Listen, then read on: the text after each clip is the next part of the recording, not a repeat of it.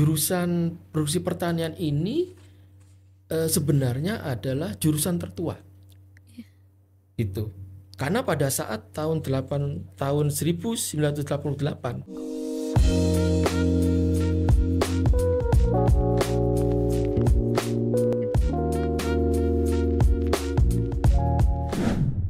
Selamat datang di podcast Inspirasi Pendidikan Vokasi, jurusan Produksi Pertanian. Gak PP, gak oke. Podcast kali ini sudah memasuki episode kedua yang mengusung tema keunggulan Poli J dari segi fasilitas untuk pendidikan yang berkualitas. Bersama saya, Rofiani Reza Fitri. Kita akan menanyakan langsung terkait informasi A1 kepada narasumber yang mumpuni dan terpercaya. Kali ini di episode 2 ini kita menghadirkan tamu dari salah satu jajaran pimpinan Politeknik Negeri Jember. Mari kita sambut Bapak Joko Sungkowo SEMAP, Kepala Bagian Keuangan dan Umum Politeknik Negeri Jember. Terima kasih Mbak Rofiani. Bagaimana Bapak kabarnya hari ini? Alhamdulillah luar biasa, baik dan pastinya selalu pandai bersyukur. Alhamdulillah. Sepertinya kalau dilihat dari penampilan Bapak hari ini, Bapak masih sering olahraga ya? Ya, karena memang kalau ingat dulu kata-kata bijak gitu, peribahasa bahwa mens sana in corpore sano. Gitu. Bahwa jiwa yang sehat terdapat di dalam tubuh yang sehat. Jadi kalau kita jiwanya sehat, insya Allah tubuhnya sehat.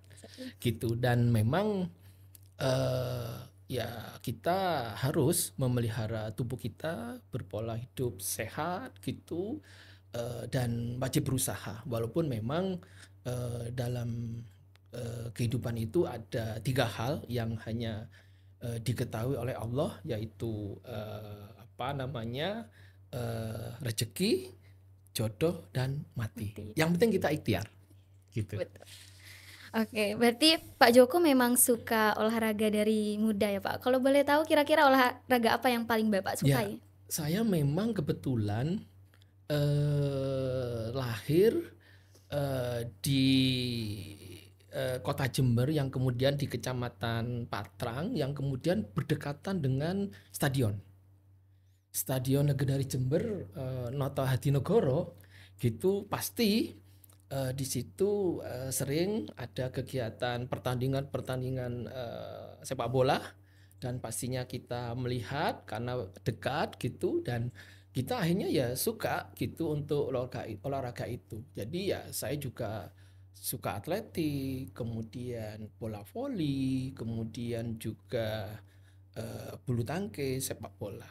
Bahkan untuk sepak bola dulu pada saat saya masih muda ya, 30 ke bawah gitu, pernah juga sebagai tim di sepak bola Universitas Jember gitu, dan itu digunakan untuk pertandingan antar instansi.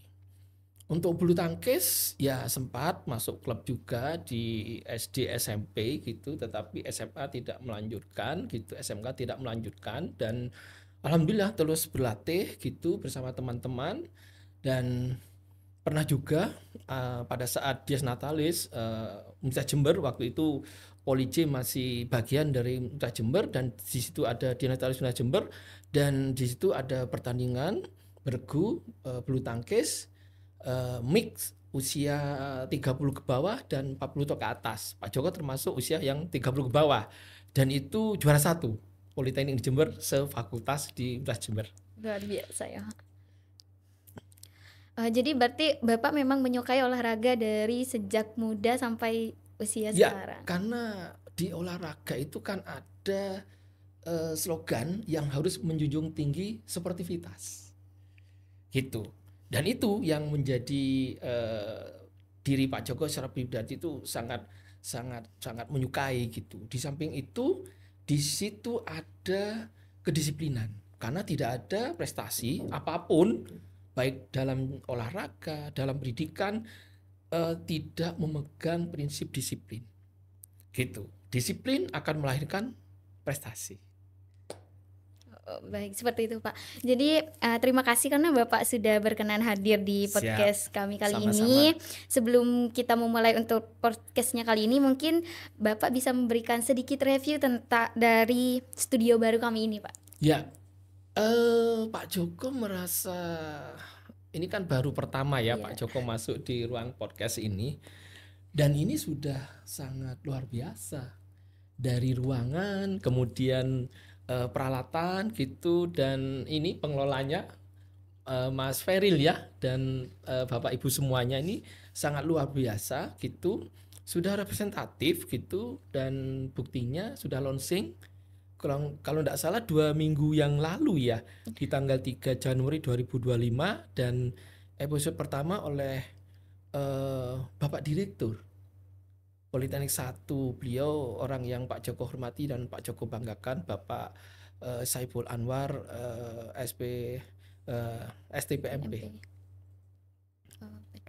Terima kasih Bapak untuk review yang sudah diberikan. Mungkin dari sobat di sini banyak nih Pak yang penasaran tentang Polyj. Apa sih fasilitas yang ada di Polyj, keunggulan yang bisa diberikan oleh Polyj. Namun sebelum membahas terkait itu, sekiranya mungkin kita bisa berkenalan terlebih dahulu dengan Bapak Joko, karena mungkin Siap. banyak nih di antara kita yang Boleh, mahasiswa atau mungkin staf-staf di Politeknik Ya, Negeri boleh. Jember sendiri belum kenal dengan Pak Joko. Mungkin Bapak bisa menceritakan sedikit Pak, Bapak berasal dari mana, sudah berapa lama mengabdi di Polyj, dan saat ini mengemban tugas apa dan sebagainya.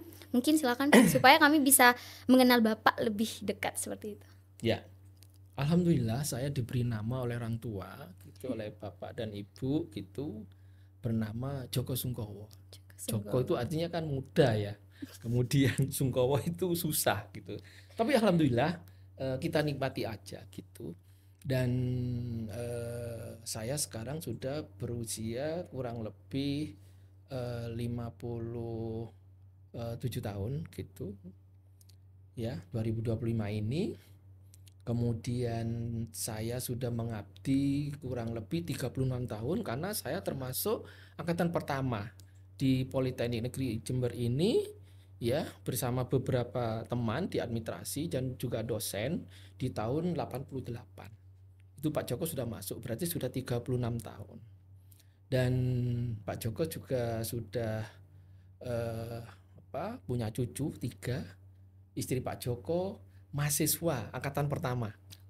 Jadi pegawai yang satu-satunya pegawai yang punya istri mahasiswa ya Pak Joko, insya Allah sampai menikah.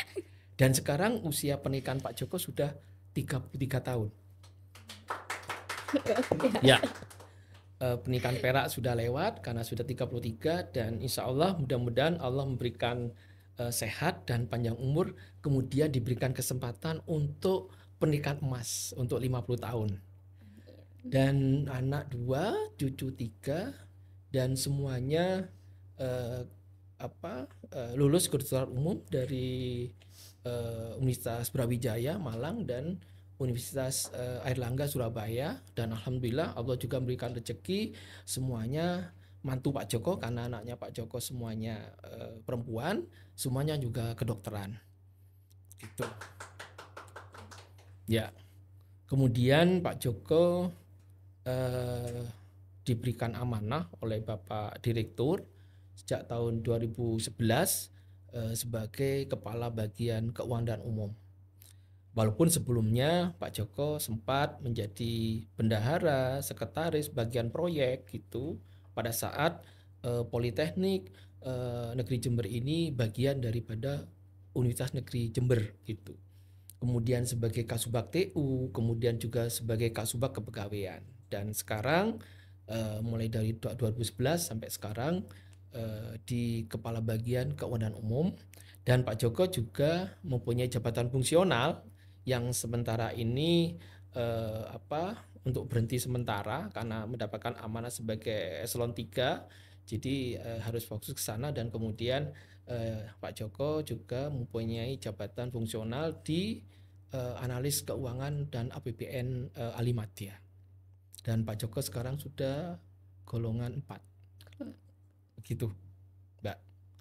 Berarti sangat luar biasa ya Pak, mengabdi di Polije sudah sangat lama, 36 tahun dari Ya, awal Polije betul ada berdiri. sampai Sehingga sekarang sebenarnya. semua direktur Pak Joko tahu. Tahu sebenarnya. Mulai direktur pertama Pak Susno Wijaya, kemudian Pak Widodo, kemudian Bapak Asmuji, kemudian Bapak Nanang, dan terakhir yang sekarang ini direktur kelima Bapak Saiful Anwar. Berarti untuk bisa ada di titik sekarang itu sangatlah tidak mudah, butuh kerja keras gitu Pak. Terus juga Pak Joko ini sangat luar biasa karena bisa mengabdi begitu lama di Polije dari Ya, awal Polije berdiri alhamdulillah, sampai alhamdulillah. Polije dikenal banyak orang seperti Amin, sekarang. amin, alhamdulillah. Dan tentunya kisah dari Pak Joko ini harusnya dapat menginspirasi teman-teman mahasiswa untuk terus bisa berjuang seperti yang sudah dilakukan oleh Pak Joko. Amin, amin, amin. Nah, selanjutnya Pak, setelah kita tahu nih kenal dengan Pak Joko, mungkin selanjutnya kita ingin mengenal lebih dekat dengan perguruan tinggi kita Pak, yaitu Politeknik Negeri Jember. Mungkin Bapak berkenan untuk menceritakan gimana itu Polije, lokasinya di mana, fasilitasnya apa saja, terus mungkin keunggulan apa saja yang bisa ditawarkan oleh Politeknik Negeri Jember. Karena mungkin adik-adik kita di sini calon mahasiswa itu sedang mencari informasi untuk segera bergabung menjadi bagian dari Politeknik Negeri Jember. Siap, Mbak Rofi. Kalau berbicara tentang kampus kita, alma mater kita yang kita cintai ini, Politeknik Negeri Jember ini, ya ini bisa 3 hari, bisa 3 malam gitu. Tapi yang jelas Pak Joko tahu persis gitu, karena memang Pak Joko masuk mulai tahun 1988 gitu. Nah, sekarang ini Polije sudah sangat besar gitu. Ya, sudah sangat besar dan sudah mempunyai 36 prodi. Ya, 36 prodi. Kemudian sudah mempunyai 5 kampus gitu. Ya, bahkan 6 kampus gitu. Yang kampus utama di Jember, kemudian kampus 2 di Bondowoso, kemudian PCKU Nganjuk, PCKU Sidoarjo, PCKU Ngawi, dan yang terakhir NTT gitu, NTT gitu di Sapur Rajua ya, gitu yang baru bulan ini ditetapkan oleh Pak Menteri gitu. Dan alhamdulillah gitu, Polije ini sekarang sudah mempunyai lahan kurang lebih 38 hektar ya, 38.820.000 meter persegi gitu ya. Nah, kemudian dari situ kita punya lahan hijau gitu ya, karena kita masih memanfaatkan dari 38 hektar itu kurang lebih masih 60% gitu untuk gedung dan bangunan ya, untuk perkantoran, kemudian untuk pendidikan, perkuliahan dan lab gitu ya. Dan data sekarang perkuliahan kita, ruang kuliah kita itu sudah sebanyak kalau tidak salah 113 ruangan. Kemudian dengan luas 7.000 berapa ya? 232 meter persegi. Untuk lab juga demikian, kurang lebih 109 dengan luas 7.000 sekian gitu. Dan itu memang ciri sebagai perguruan tinggi vokasi politeknik gitu, yang memang praktikum andalannya, praktek andalannya, karena memang 70% itu praktikum dan 30% adalah teori. Untuk sarana lainnya terkait sarana olahraga gitu ya, gelanggang olahraga ini kita juga cukup terfasilitasi sangat bagus, sangat baik gitu ya. Ada indoor untuk bola basket, indoor untuk voli, kemudian indoor untuk bulu tangkis, kemudian lapangan futsal, tenis lapang gitu, dan kegiatan-kegiatan olahraga lainnya masih bisa untuk kemudian kita adakan di kampus kita. Termasuk kampus kita kan sudah nyaman ini, sudah bersih, sudah rapi, sudah indah. Jadi untuk jogging track juga sudah nyaman gitu ya, karena udaranya segar, jauh dari kebisingan dan polusi udara, karena kita memang banyak bangunan-bangunan bertingkat gitu, ya, kemudian mini pabrik gitu, Teceng Factory yang kemudian juga berdekatan dengan dikelilingi oleh sawah-sawah. Jadi kampus kita ini luar biasa, indah banget gitu. Nah, ini yang kemudian Pak Joko juga merasa bangga gitu. Dan yang Pak Joko, karena Pak Joko kan juga mengolah inventaris barang gitu ya, semua barang peralatan dan mesin gitu, baik di kantor maupun di lab gitu. Dan Pak Joko tahu semua lab kita gitu ya, sejumlah kurang lebih 109 itu peralatannya luar biasa. Jadi upgrade terus gitu. Ya, upgrade terus gitu. Sehingga mahasiswa kita gitu ya sangat tertransformasi terkait untuk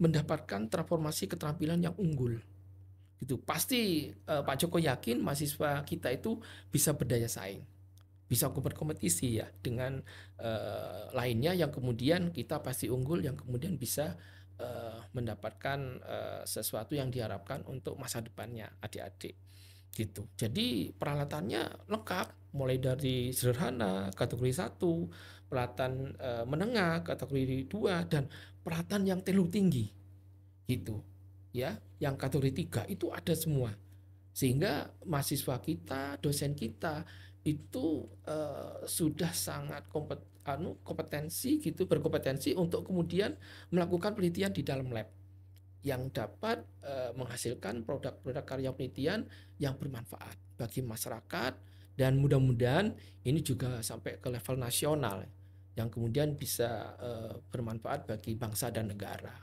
gitu. Nah, tagline kita itu kan Police Kampus Teva ya. Ini luar biasa gitu.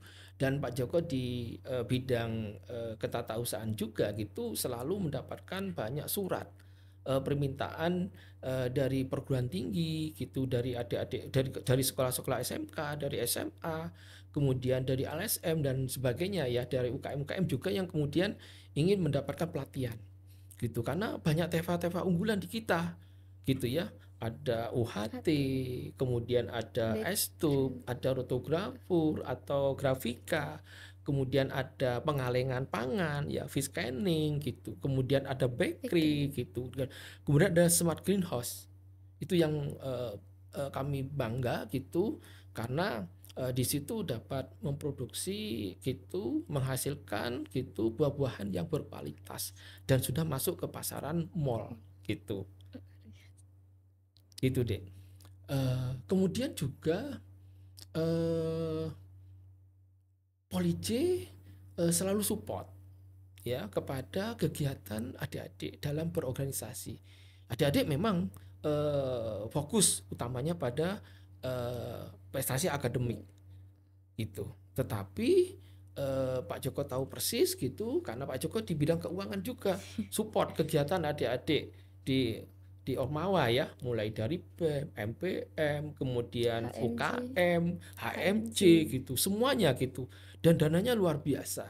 Dan alhamdulillah cukup lancar sehingga adik-adik bisa belajar berorganisasi. Karena di sini adik-adik memang perlu. Makanya Pak Joko sering berdiskusi sama adik-adik, gunakan waktu ini sebaik-baiknya gitu, karena adik-adik sudah berada di perguruan tinggi, bukan di SMA lagi. Karena di perguruan tinggi inilah masa depanmu. Untuk itu harus fokus gitu ya, untuk belajar dengan nilai prestasi akademik yang tinggi, kemudian belajar berorganisasi, mengasah bakat minat gitu, dan penalarannya, karya ilmiah dan sebagainya, sehingga selesai ya menjadi alumni Police itu kemudian ada nilai plus dan siap sudah terjun di masyarakat gitu. Apalagi kemudian adik-adik ini Politeknik kan memang melahirkan tenaga-tenaga terampil gitu ya, yang kemudian bisa menciptakan lapangan pekerjaan gitu.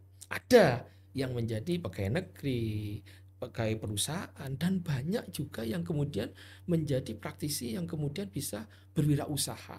Nah, di situ yang kemudian banyak merekrut tenaga-tenaga. Ini yang kebanggaan Police yang patut kita acukan jempol gitu. Jadi S2 SDM-nya juga bagus gitu.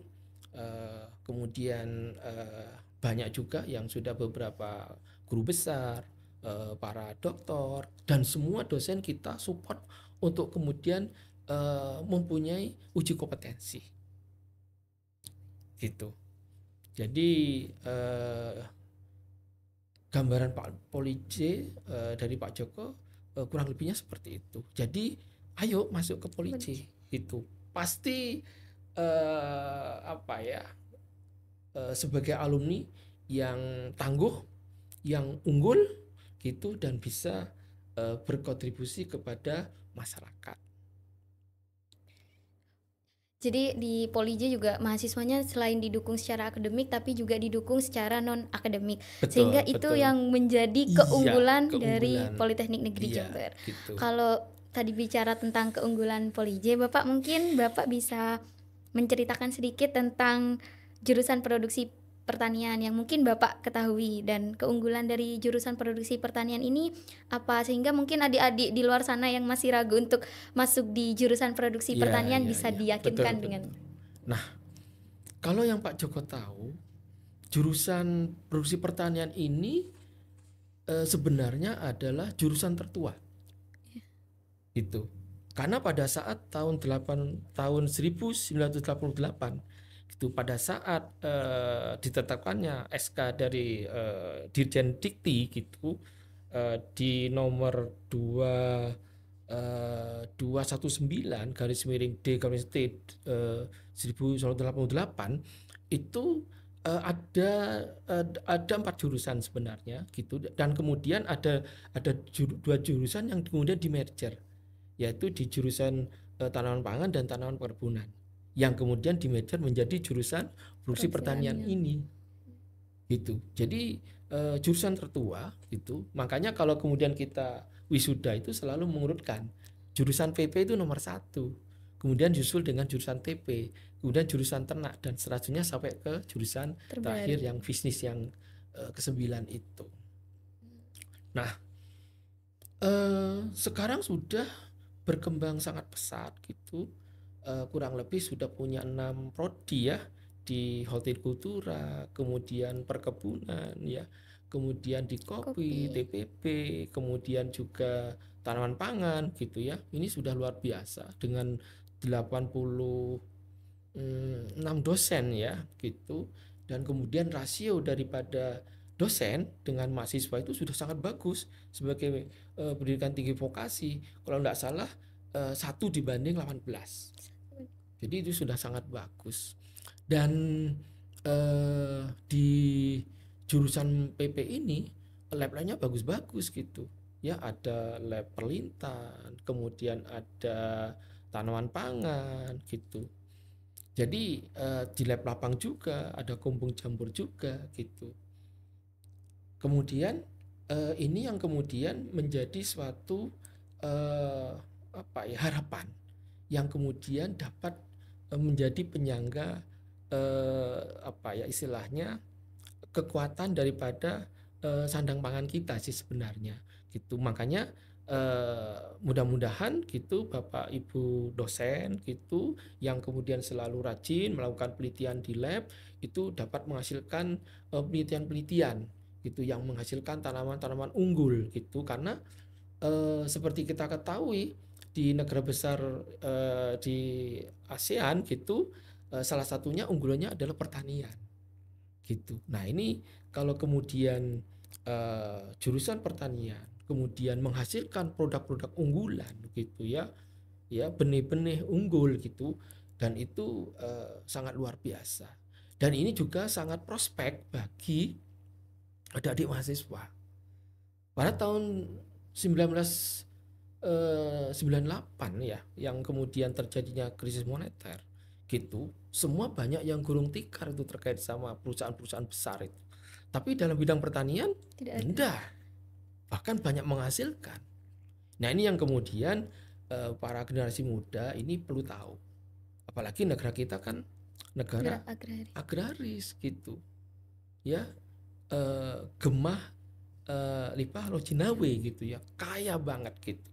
Nah, ini dibutuhkan SDM gitu, generasi muda yang kompeten di bidang pertanian gitu.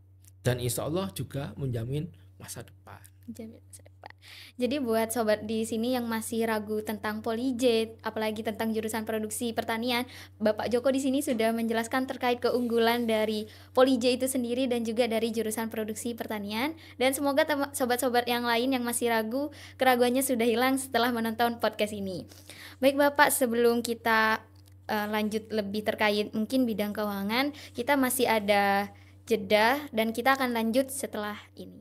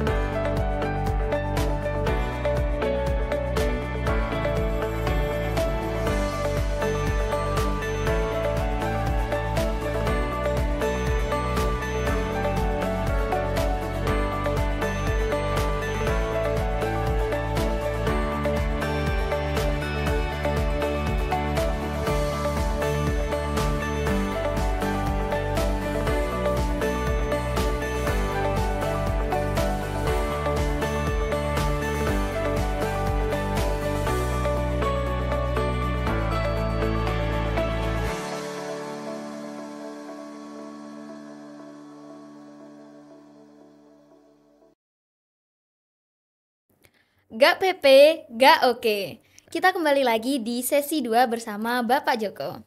Baik Bapak, di sesi kedua kita akan lebih spesifik nih membahas terkait bagian keuangan dan umum, dimana kan Bapak menjabat sebagai kepala bagian.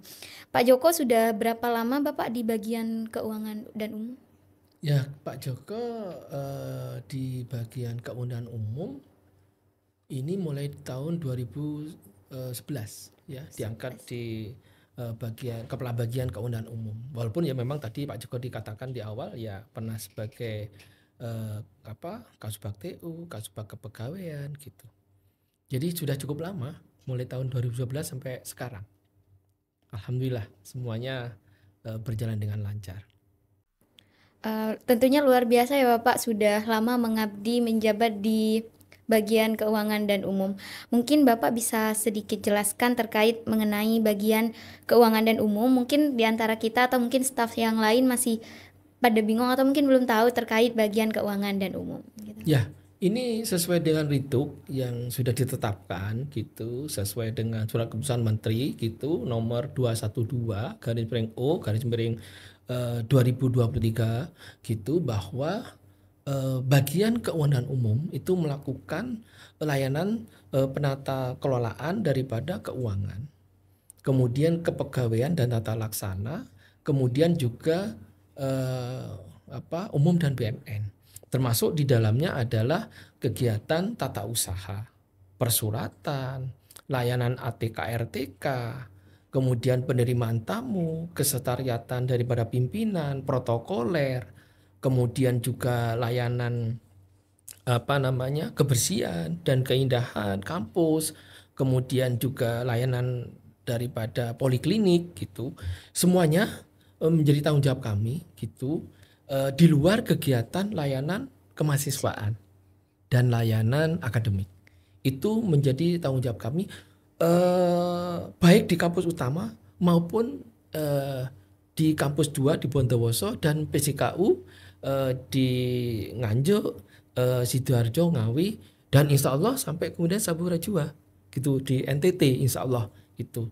Tapi karena memang kita sudah mempunyai gitu rincian tugas yang jelas, masing-masing pegawai di bidang administrasi perkantoran juga sudah mempunyai kejelasan daripada rincian tugasnya, dan semua layanan sudah ada standar operasi prosedurnya.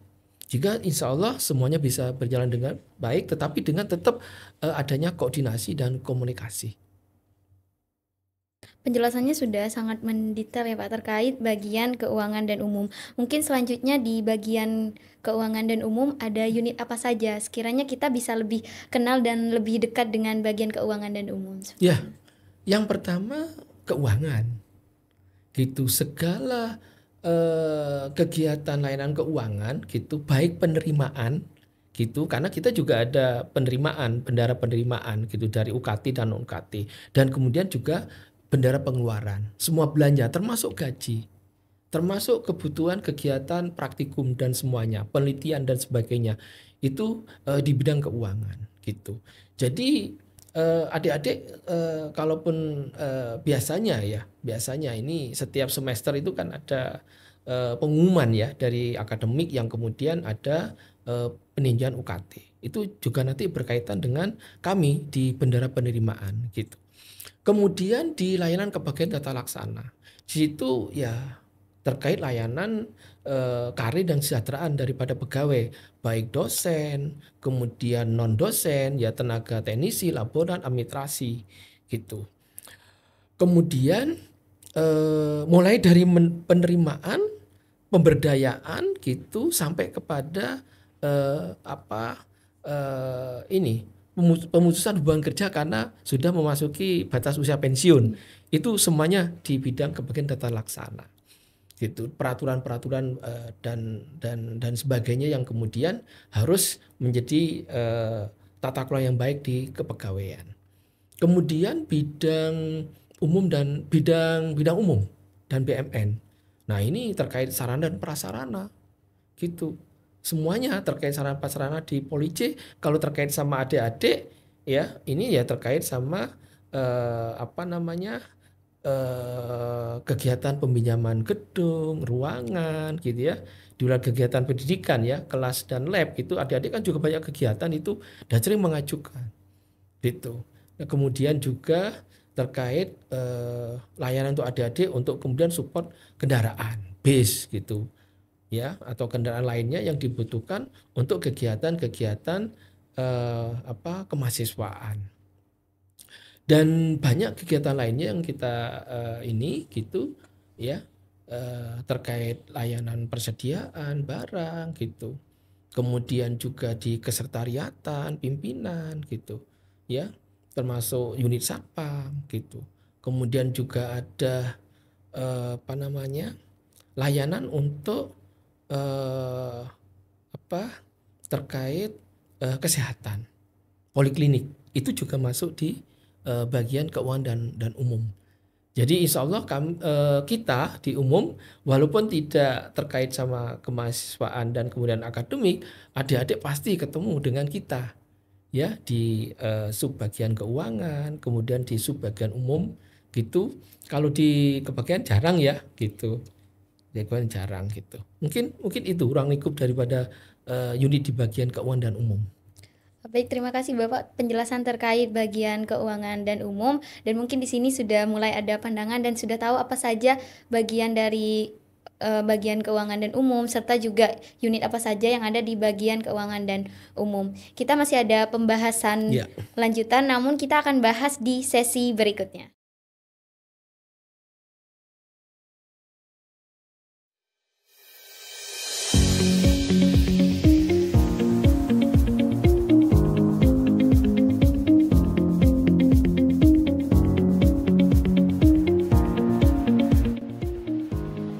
Sobat Poli J, saya Agnes Nisrandi Dahi, salah satu mahasiswa Politeknik Negeri Jember, jurusan Produksi Pertanian, Program Studi Budidaya Tanaman Perkebunan. Apa sih itu Program Studi Budidaya Tanaman Perkebunan? Yuk mengenal lebih lanjut. Program Studi Budidaya Tanaman Perkebunan merupakan program studi yang bergerak di bidang budidaya tanaman perkebunan seperti komoditas kelapa sawit, kopi, kakao, tebu, dan komoditas perkebunan lainnya. Video ini diharapkan dapat memberikan gambaran nyata bagi siswa menengah atas dan masyarakat umum untuk mengenal lebih lanjut mengenai program studi budidaya tanaman perkebunan.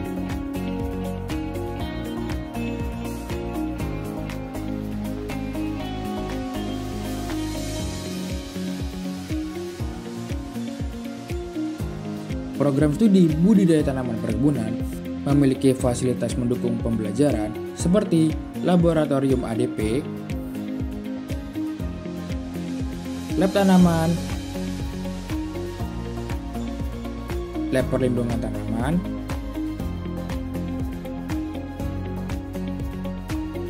lab tanah, lab kultur jaringan,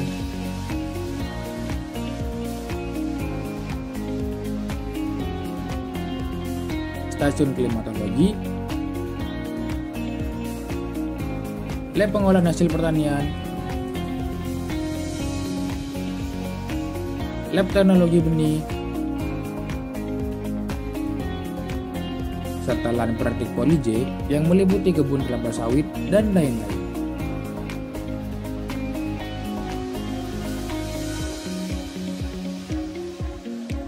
Program studi budidaya tanaman perkebunan memiliki visi, yakni menjadi program studi terdepan dalam pendidikan tinggi vokasi di bidang produksi tanaman perkebunan yang menghasilkan tenaga ahli yang kompeten, inovatif, dan siap menghadapi tantangan global dalam subsektor perkebunan berkelanjutan.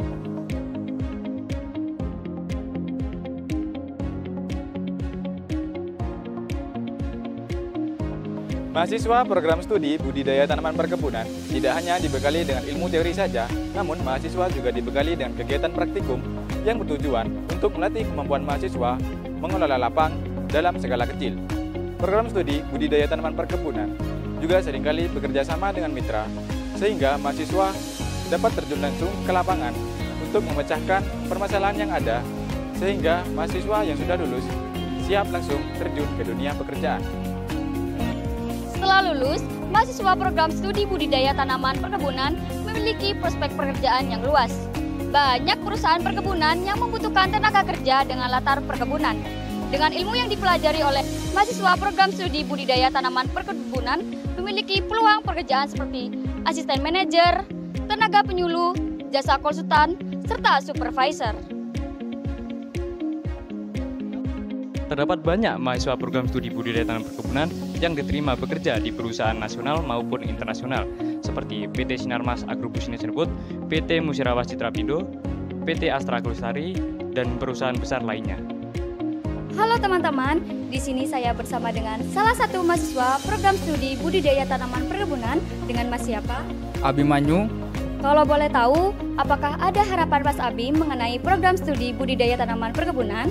Harapan saya ke depannya untuk program studi budidaya tanaman perkebunan lebih maju, lebih inovatif, serta dapat memenuhi kebutuhan mahasiswa yang menempuh di program studi budidaya tanaman perkebunan. Terima kasih. Oke, terima kasih Mas Abim telah menyampaikan harapan mengenai program studi budidaya tanaman perkebunan. Tak perlu diragukan lagi, program studi budidaya tanaman perkebunan dapat memberikan pengetahuan, wawasan, serta pengalaman bagi mahasiswa yang ingin melanjutkan pendidikan di perguruan tinggi. Oleh karena itu, yuk bergabung dengan kami di program studi budidaya tanaman perkebunan.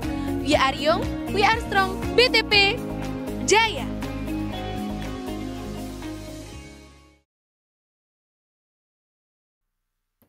Kita kembali lagi di JPP Podcast. Gak PP, gak oke.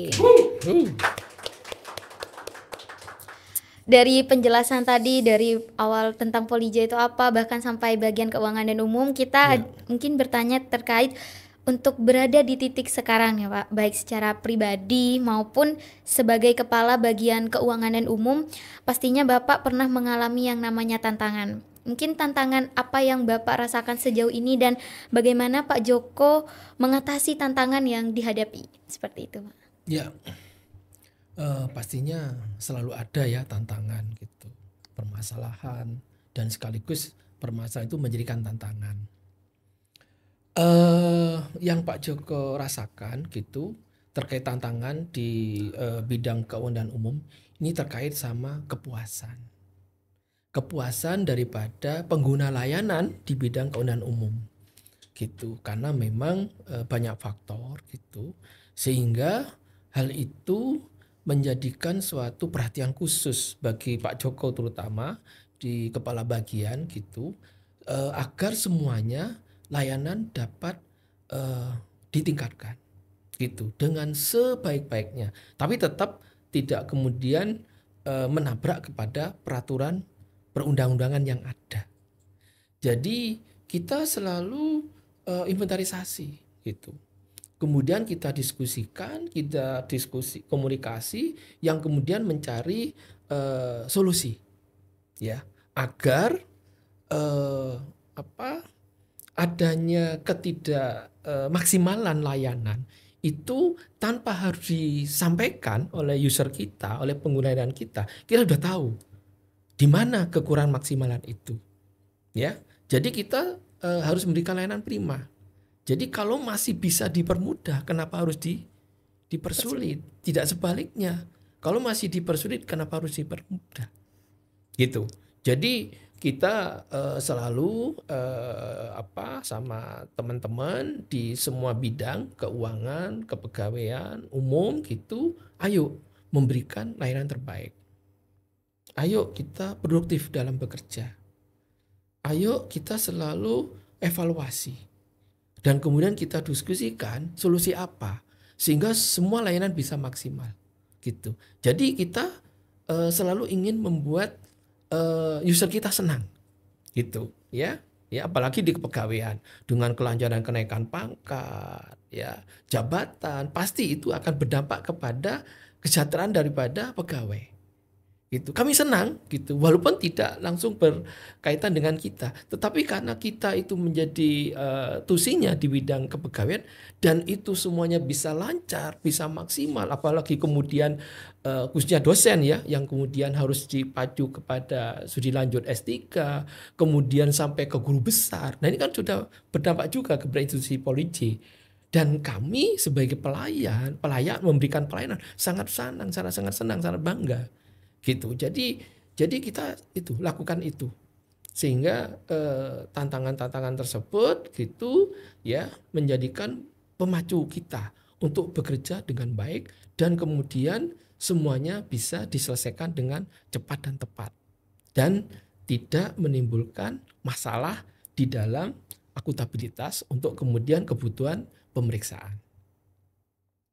Sangat Begitu. luar biasa ya. Siap. Sangat luar biasa dari Pak Joko sendiri menghadapi tantangan dan menjadikan tantangan itu untuk memicu kinerja kita ke depannya seperti itu, Pak. Ya.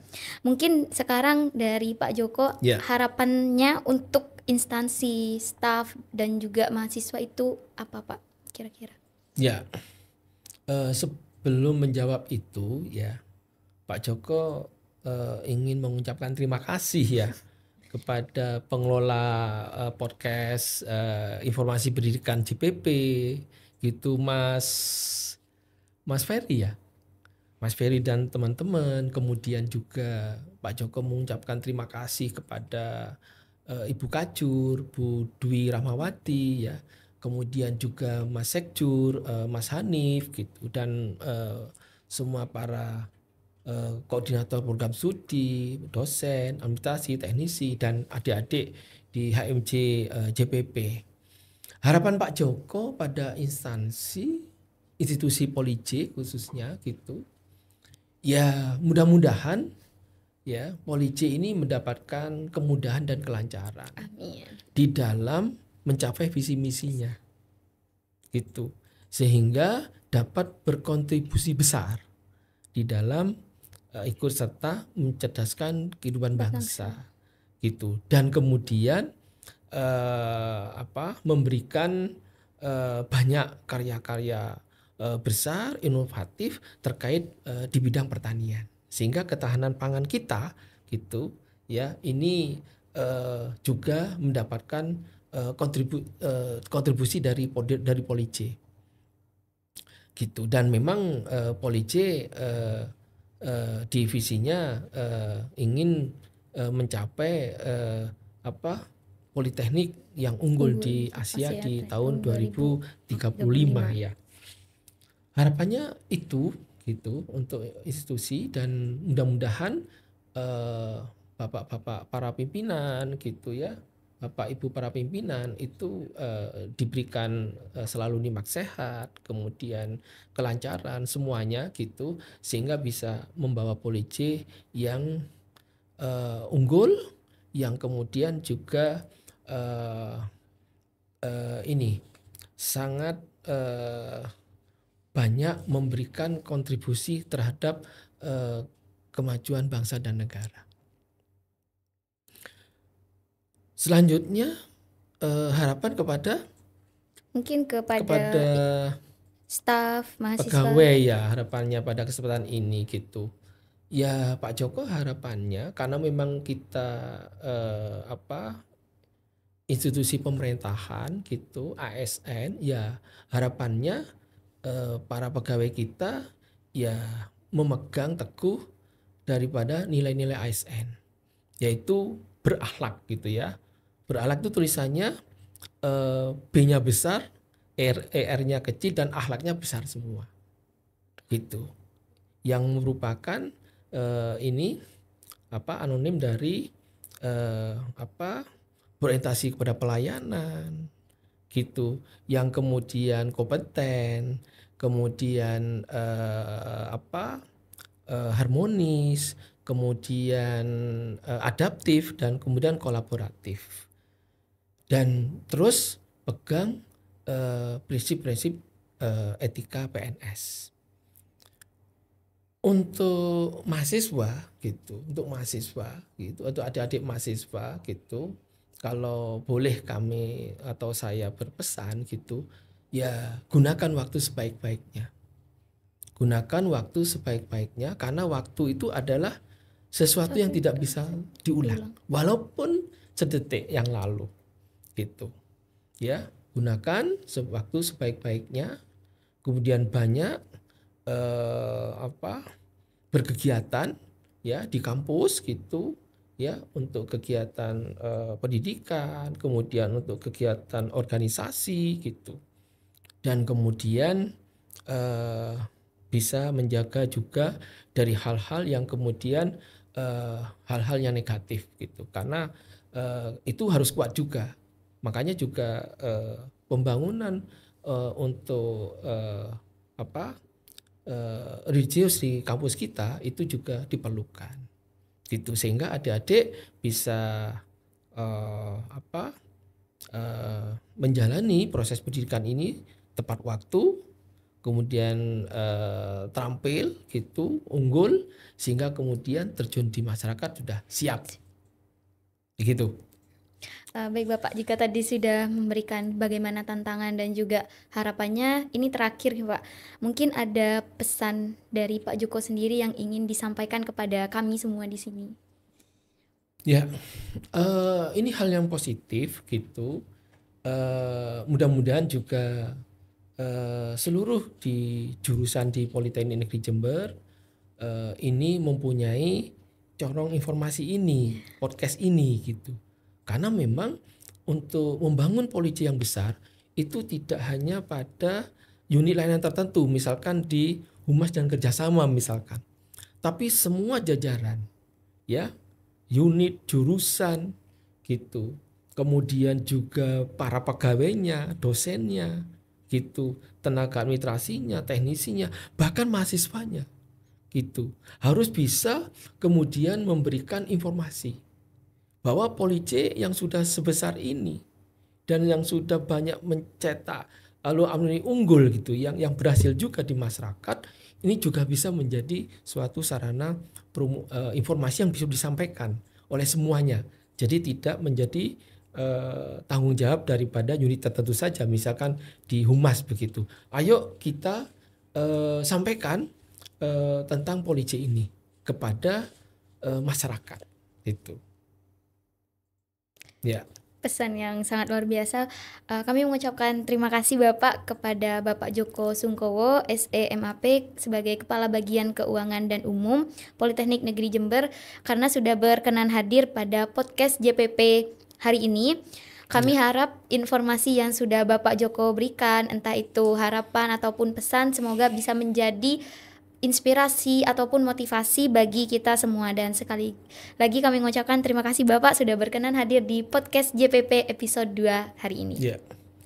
Sebelumnya saya mohon maaf ya, karena memang ini hari Jumat ya, kebetulan tadi juga habis olahraga sehingga Pak Joko memakai kaos gitu ya.